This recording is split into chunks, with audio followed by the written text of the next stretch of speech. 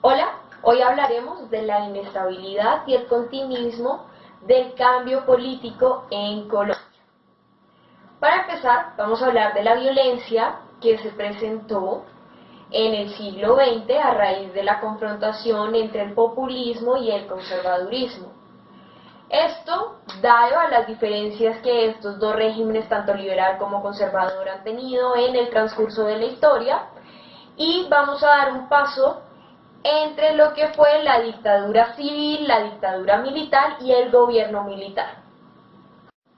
Más o menos en la década de los 40 se tiene muy latente el continuismo político, y un intento de ruptura ante esta cuestión fue una dinámica que empezó a ejercer Jorge Eliezer Gaitán, dado a que sus nociones liberales iban por una modernización política guiado bajo ese modelo que tenía Alfonso López Pumarejo.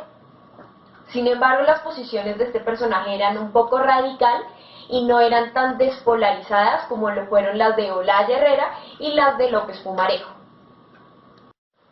Y bien, teniendo en cuenta toda esta ideología progresista de Gaitán, resulta que la quería llevar a un siguiente nivel y era la presidencia. Pero resulta que él no ganó las elecciones debido a que el mismo partido liberal estaba segmentado y solo un 44% del mismo partido lo apoyó. Entonces gana las elecciones Mariano Ospina Pérez. Él era un conservador, pero era moderado al inicio de su presidencia. Luego sucede que a partir de las situaciones que empiezan a pasar durante su periodo presidencial, como lo fue el Bogotazo, empieza a tomar una postura más radical, y también debido a las presiones que ejercían por parte de su propio partido. Y uno de sus principales causas fue Laureano Gómez, que era el principal líder radical del conservadurismo.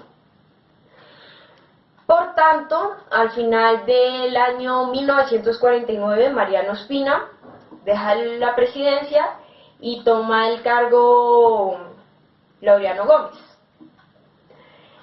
quien pasa de una democracia a una dictadura civil, y en donde la mayoría de los congresistas dejan de ser liberales para llegar a un orden conservador. Bueno, y sucede que cuando Laureano Gómez llega a la presidencia, el señor se enferma, y entonces tiene que dejarle su puesto al señor Urdaneta Arbeláez.